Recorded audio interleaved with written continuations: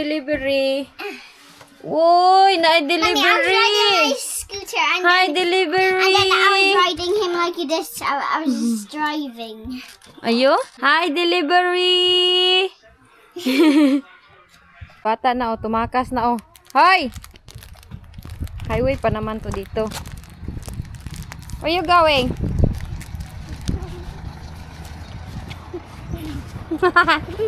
Asa ka? Sit. No, tatakas si Jack. Sobrang busy ba ng daanan dito. Wala na car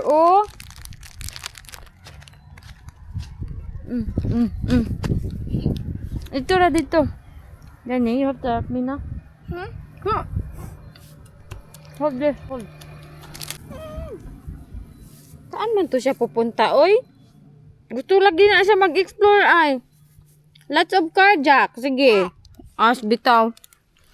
Bye-bye, oy. Wala na. Alis na si Jack.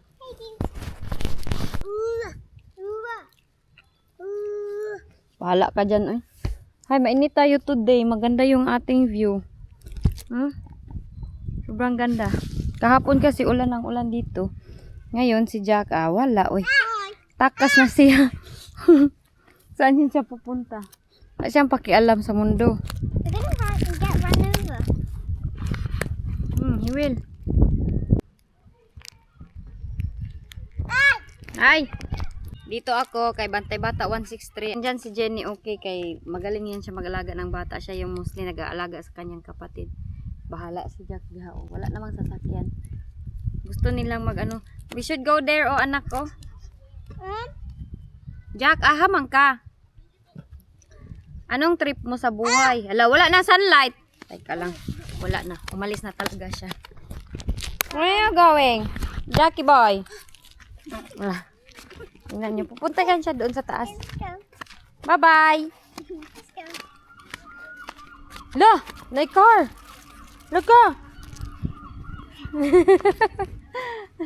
Wave! Hi! Wave! Oh no, there's car! Lo, may car, Jack! May car! No! Lo! Run! Run! May car! Run!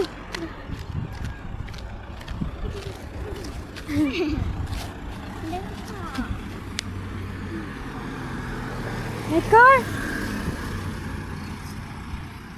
Oh. Get inside! Get inside! Saan man niya siya pupunta? Uy, doon. Gusto niya punta doon. Wala, uy. Jack. Dali na, mama! At him! Yeah. Can go barbecue. Shoes, Jack, Kuha ko yung shoes niya kay. Halag ka lang! Hala! Wala siya pakialam. We can go to the ice cream. Teka lang. Mag-shoes. Sapatusan ko muna to kay. Gusto niya maglakad-lakad kung saan-saan. Iwan ko saan yung plano ng bata na ito. Asa daay ka? Saan ka pupunta? Iwan ko kung marunong to siya maglakad na may sapatos. No, I just want to see JJ come. Mag-shoes si Jack boy. You know how to walk without shoes? Ay, with shoes? Kabalo daay ka na. Wala siyang medyas. Sapatos lang.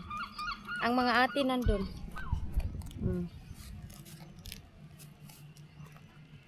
Mamukmuk ka nila. Di marunong maglakad. Di siya marunong maglakad na mayroong sapatos. Ala, sige, kumbati. Ala, traktor diyak, Ala, na traktor. Ala. Bye-bye. Sige, walk. Practice na shoes si Jackie boy. Practice si Jack mag-shoes. Ang ingay namin. Hala, marunong na siya magsapatos lang. He's gonna go on the road. Bantay Bata 163 muna ako. Hindi ako andun siya, nag-ikot-ikot. Asan na? Andun. Marunong na siya maglakad na may sapatos. Mumo ka ba? Asa man ka? Why? Hala. Samad na ka. Samad yun. Buti na lang, hindi siya na ano yung ulo niya. Nahirapan kasi siya pag may sapatos. Tanggal na lang na imong shoes, be. Take off? Off? Ayun yun yung shoes. So, pag gabi na po dito, ay nagkukurap-kurap ba? Okay lang siya. Alam nyo, nung nakulong ako is natakot din ako sa mga sinabi ng papa ng mga bata nila.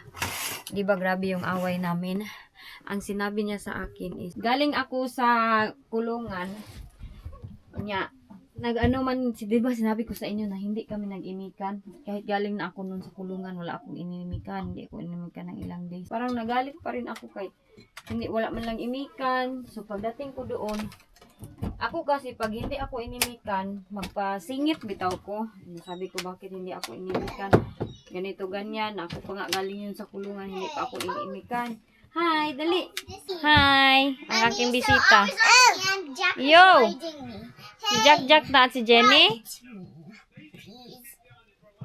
Ito pala yung sinabi ko na word. Sabi ko, hindi sana ako makukulong kung hindi dahil sa mga sinabi mo. Dahil sa mga sinabi mo, sabi ko sa kanya, na ikaw yung dahilan dahil hindi mo ako prenotiktahan.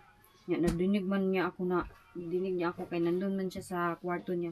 Sabi niya, how dare daw ako, siya pa daw yung blame ko na ako man daw nagsumbong sa sarili ko. So galit na galit ako. So grabe, kahit grabe na yung nangyari sa akin, hindi sana ako makulong dahil ganito ganyan. Ikaw sana yung isumbong ko sa mga pulis, sabi ko. Nagalit na siya. Nasuntok ko yun siya, di ba?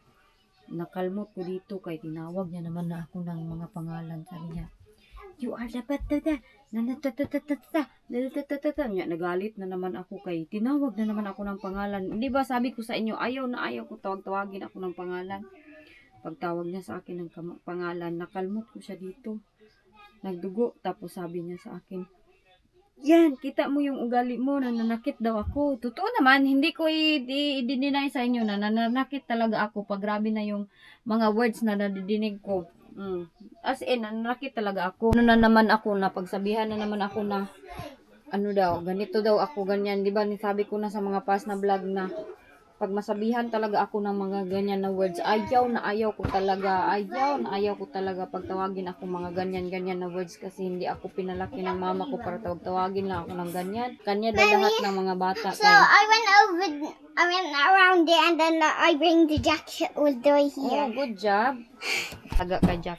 Sabi niya sa kanya daw dapat ang mga bata dahil hindi daw dapat sa akin mapunta yung mga bata dahil nananakit ako. So, sa kanya daw dapat lahat ng mga bata mapunta. As in, sabi ko sa sarili ko, walang point yung pagsasama. Uy, pag palagi mag-away, bitaw, wala bitaw lang. Jack! Hala na, at least, enjoy yung aking mga bata doon. Naglalaro sila. Sige! Wee! Hala ka, enjoy silang dalawa. Si Jenny ba, magaling talaga siya mag-alaga ng mga bata. Siya yung taga-alaga ni Jack. Ito, i-ano natin to, isirado na natin. Bahala na medyo madilim. Ayan dito. Napin ni Jack, dito ko lang ilagay sa giliran. Tapos nandito yung aking mga damit. Nandyan yung aking blower sa giliran. So, okay na yan. Ay, yung aking cream. Hala, lumipad pala ito aking cream. Nandito pala. So, ngayon, nag-iingat-ingat ako sa aking mga actions dahil konting pagkakamali ko lang, sa kanya lahat mapupunta yung mga bata. But he's okay. Oh, good job. Tignan natin itong kwarto ng mga bata dito. Kung nag-arrange ba ito sila. Oy, mali pala yun na. Very good naman pala yung aking mga anak. Tignan nyo. Yan yung kwarto ni Jessica at Jenny. Hindi masyado ganun kakalat. Tapos, nilagyan niya pala din Jenny ito ng, kaya pala nilagyan niya ng blanket, kaya nahulog na pala itong dito niya. Teka lang, i-arrange ko ito para sa kanila kay,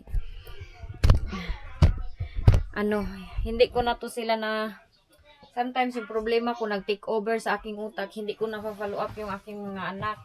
Sila, hindi ko na check. Tapos ito, inayaan ko lang sila dito.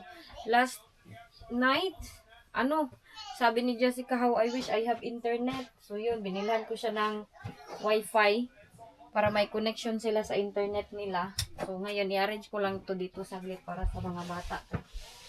Dito natutulog si Jenny. Hindi naman siya nagreklamo na ano na pala itong, ano ba kasi ito, bakit man ito ganito. Yan, may mga dala silang stuffed toy. Naniningkamot talaga ang aking mga anak din. Hindi ko natanggal yung mga ano nila dito. Yung mga kaluoy ba nila, ani, inalagaan mo ba mga anak mo, Inday? Hindi ko natanggal yung mga beddings nila. Paggabi, nilalamig daw si Jenny. Sabihan ko dahil siya mamaya na paglamigin siya, ito yung gamitin. So, ilagay lang natin yan dyan para makuha niya. Kaya wala talaga. Hindi talaga nila pala ito na-move. Sobrang lalaki naman kasi nitong mga blanket. And i-move ko ito, yung una ni JJ. Tapos nagdala kasi yan sila ng blanket. Si Jessica ayaw magpa-close ng kurtina. Galit yan siya pag i-close yung kurtina. So ito yung towel, yan lang yan. Wala yun talaga ay. As in, patawarin ako ng aking mga anak. Hindi ko pala sila na follow up dito sa kanilang mga bed. Nag-overtake man ang mga problema ni Inday. As in, kahit nakalabas na ako, may problema pa din madami. Ayan na. Ay, yung mga ano doon, kailangan ko yung pulutin. We got a delivery.